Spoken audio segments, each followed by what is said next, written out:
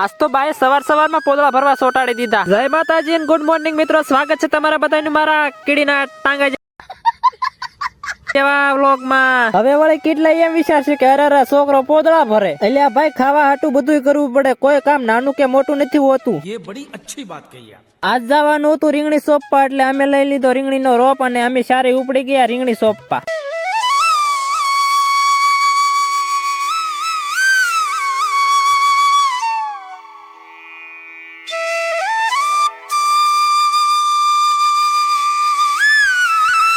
Finally મિત્રો બધી રીંગણી સોંપાઈ ગઈ છે અને હવે કરવાના છે રીંગણીના પાવા ડંડા લાંબા. પછી અમે ત્રણેય થઈને એકદમ ફટાફટ કરવા માંડ્યા ડંડા લાંબા. બપોર પછી જવાનું હતું આપણે ભેંસું આટું ખડવાટવા, એટલે આપણે થઈ ગયા સલાખો લઈને હાલતા.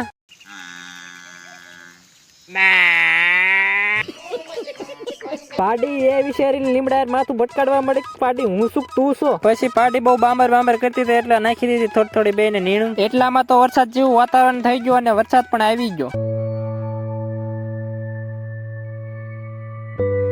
મોર મિની વ્લોગ જોવા માટે ચેનલને સબસ્ક્રાઇબ અને ફોલો કરતા જાજો.